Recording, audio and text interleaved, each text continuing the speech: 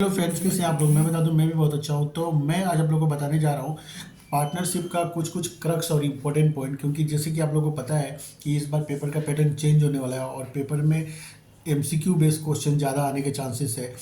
तो करीब करीब 20 क्वेश्चन एमसीक्यू टाइप के आ सकते हैं। तो मैंने पार्टनरशिप चैप्टर का जितना भी इम्पोर्टेंट पॉइंट है, मैंने क्या हुआ कि 2.5 पेजेस में उसको समराइज कर दिया है। आप लोग अगर ये मेरे जो इम्पोर्टेंट पॉइंट्स है इसको आप लोग 2-3 बार रिवाइज करके एग्जाम में जाएंगे तो मैं श्योर करता हूँ कि आप लोग का जो भी एमसीक्यू रिलेटेड क्वेश्चन आएगा पार्टनरशिप से, तो आप लोग इजीली सोल्व कर पाएंगे।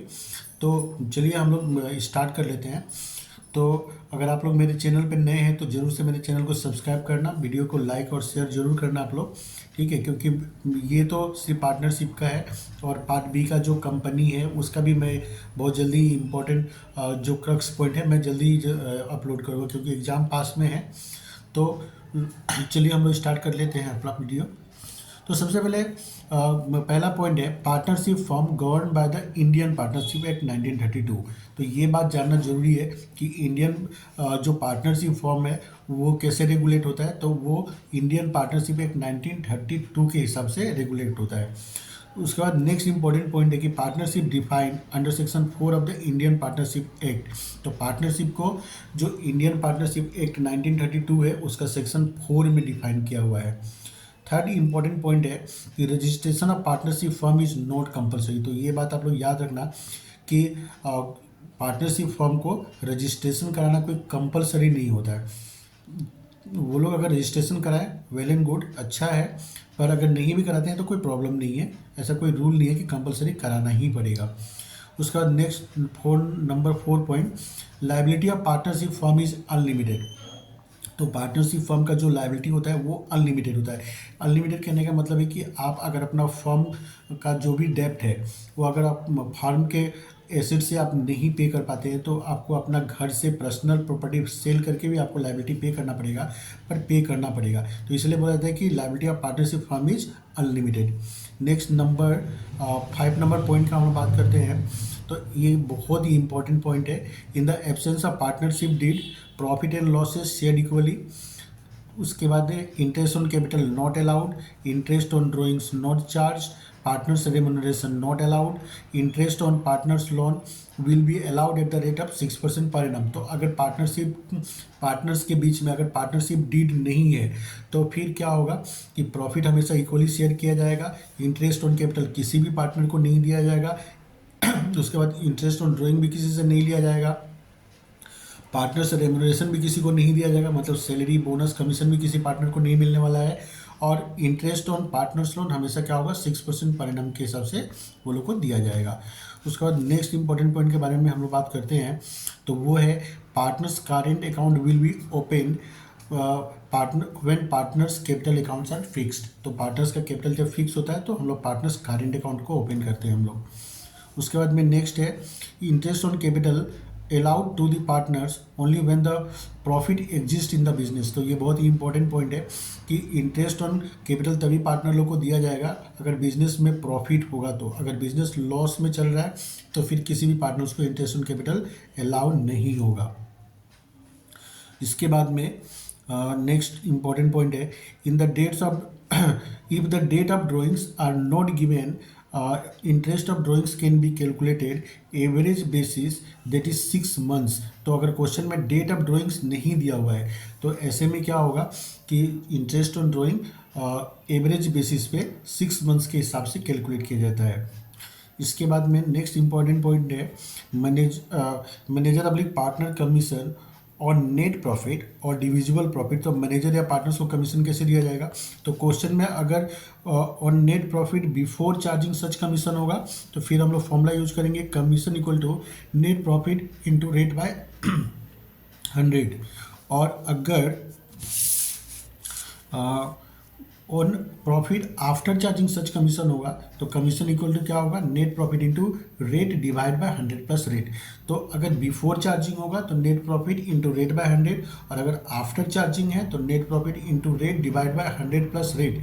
जैसे फॉर एग्जांपल अगर पार्टनर्स को कमीशन 10% रेट दिया हुआ है तो ऐसे में क्या होगा net profit into 10% divide by 100 plus 10। इसके बाद नेक्स्ट है rules relating to calculation of interest on drawings. तो इंटरेस्ट ऑन ड्राइंग्स हम लोग कैसे कैलकुलेट करेंगे? तो अंडर मंथली ड्राइंग्स मेथड में क्या होता है कि at the beginning of each quarter at the beginning of each month होगा, तो total drawings into rate by 100 into 6.5/12।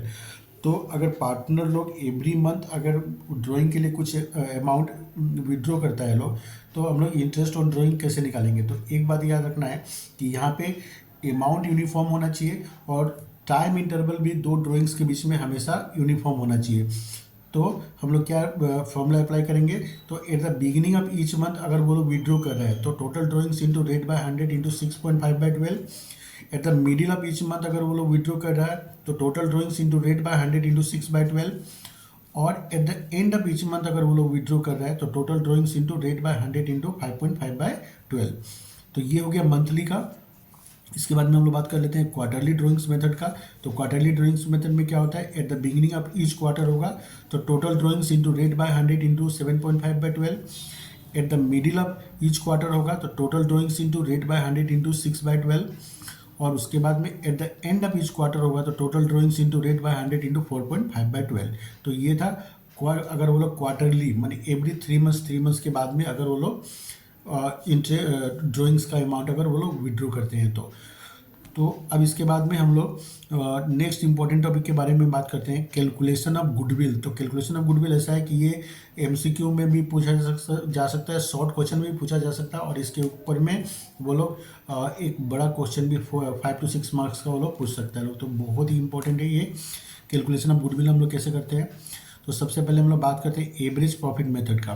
तो एवरेज प्रॉफिट मेथड में हम लोग गुडविल कैसे निकालेंगे? Average profit into number of year purchase. उसके बाद एवरेज प्रॉफिट कैसे निकाला जाता है? Total profit divide by number of years. तो जितना ईयर्स का प्रॉफिट दिया हुआ रहेगा टोटल करेंगे, उसको divide by number of years कर देंगे तो हम लोग का एवरेज प्रॉफिट निकल के आ जाएगा। और एवरेज प्रॉफिट को हम लोग नंबर ऑफ ईयर परचेज से हम लोग मल्टीप्लाई कर देंगे तो हम लोग का गुडविल निकल के आ जाएगा। और क्वेश्चन में नंबर ऑफ ईयर परचेज क्या होता है वो हमेशा मतलब दिया हुआ रहता है। तो ये था एवरेज प्रॉफिट मेथड। अब इसके बाद में हम लोग बात करते हैं, अब इसके बाद जो है वो नेक्स्ट पेज में है। तो हाँ, अब इसके बाद में है सुपर प्रॉफिट मेथड। तो सुपर प्रॉफिट मेथड में गुडविल कैसे निकलता है? तो इसमें गुडविल निकालने का फॉर्मूला है goodwill equal to super profit into number of year purchase. अब कहने का मतलब है कि सुपर प्रॉफिट कैसे निकलेगा? तो सुपर प्रॉफिट निकालने का फॉर्मूला है average profit minus normal profit. Average profit से नॉर्मल प्रॉफिट को हम लोग माइनस कर देंगे तो सुपर प्रॉफिट आ जाएगा। अब इसके बाद में नेक्स्ट क्या है कि नॉर्मल प्रॉफिट अब कैसे निकलता है? तो नॉर्मल प्रॉफिट निकालने का फॉर्मूला है capital employed into normal rate by 100। तो अब यहाँ पे मैं एक बार एक्सप्लेन कर देता हूँ कि सुपर प्रॉफिट में गुडविल निकालने का फॉर्मूला क्या है? Super profit into number of year purchase. तो नंबर ऑफ ईयर परचेज हमेशा क्वेश्चन में दिया हुआ रहता है। अब हम लोग को क्या होगा कि सुपर प्रॉफिट निकालना है, तो सुपर प्रॉफिट निकालने के लिए हम लोग को दो चीज़ होना पड़ेगा हम लोग के पास में, एवरेज प्रॉफिट और नॉर्मल प्रॉफिट। तो एवरेज प्रॉफिट तो आप लोग को पता ही है कैसे निकलता है, total profit divide by number of years. और नॉर्मल प्रॉफिट कैसे निकलेगा उसका फॉर्मूला मैंने यहाँ पर दे दिया है, capital employed into normal rate by 100। तो एवरेज प्रॉफिट आप लोग को मिल गया, नॉर्मल प्रॉफिट मिल गया, दोनों का जो डिफरेंस होगा उसको हम लोग बोलते हैं सुपर प्रॉफिट। और सुपर प्रॉफिट को हम लोग नंबर ऑफ ईयर परचेज से मल्टीप्लाई कर देंगे तो हम लोग को मिल जाएगा गुडविल। इसके बाद में हम लोग बात करते हैं अच्छा, अगर क्वेश्चन में कैपिटल एम्प्लॉयड दिया हुआ है तो बहुत अच्छा बात है, किंतु अगर क्वेश्चन में कैपिटल एम्प्लॉयड नहीं दिया हुआ है तो कैपिटल एम्प्लॉयड कैसे निकाला जाएगा? Total assets minus outside liabilities. तो टोटल एसेट से हम लोग आउटसाइड लायबिलिटीज को हम लोग माइनस कर देंगे तो क्या होगा? हम लोग का कैपिटल एम्प्लॉयड मिल जाएगा। अब इसके बारे में हम लोग उसके बाद में हम लोग बात करते हैं कैपिटलाइजेशन मेथड, जो थर्ड इंपॉर्टेंट मेथड है गुडविल निकालने का। तो कैपिटलाइजेशन मेथड में दो मेथड है, एक तो है कैपिटलाइजेशन ऑफ एवरेज प्रॉफिट और दूसरा होता है कैपिटलाइजेशन ऑफ सुपर प्रॉफिट। तो सबसे पहले हम लोग बात करते हैं कैपिटलाइजेशन ऑफ एवरेज प्रॉफिट का। तो कैपिटलाइजेशन ऑफ एवरेज प्रॉफिट में गुडविल कैसे निकलता है? गुडविल इक्वल टू होता है capitalize value minus capital employed. अब कहने का मतलब है कि कैपिटलाइज वैल्यू हम लोग कैसे निकालेंगे? तो कैपिटलाइज वैल्यू निकालने का फॉर्मूला होता है average profit into 100 divide by normal rate. उसके बाद में तो ये इस तरह से क्या होगा, हम लोग का कैपिटलाइज वैल्यू निकल जाएगा। और कैपिटलाइज वैल्यू निकल जाएगा तो फिर हम लोग उसको कैपिटलाइज वैल्यू से कैपिटल एम्प्लॉयड को माइनस कर देंगे तो गुडविल निकल जाएगा। इसके बाद में क्या है? Capitalization of super profit. तो कैपिटलाइजेशन ऑफ सुपर प्रॉफिट में हम लोग गुडविल कैसे निकालेंगे? तो इसमें गुडविल निकालने का फॉर्मूला है goodwill equal to super profit into 100 divide by normal rate. ठीक है। तो ये था तुम्हारा कैलकुलेशन ऑफ गुडविल कैसे किया जाएगा, उसका फॉर्मूला मैंने सारा यहाँ पे समरी में लिख दिया है। तो आप लोग एग्जाम के टाइम पे इसको 10 मिनट का वीडियो है, आप लोग इसको फटाफट इसको रिवाइज करके जाना। इसको आप लोग रिवाइज करके जाएंगे तो ऑलमोस्ट जो पार्टनरशिप से रिलेटेड आपका एमसीक्यू होगा वो जरूर आप लोग सोल्व कर पाएंगे, ठीक है। तो अगर आप लोग को वीडियो अच्छा लगा तो जरूर से आप लाइक करना, अपने फ्रेंड सर्कल में शेयर करना, और मेरे चैनल को जरूर से आप लोग सब्सक्राइब करना। मिलते हैं हम लोग नेक्स्ट वीडियो में, तब तक के लिए बाय बाय।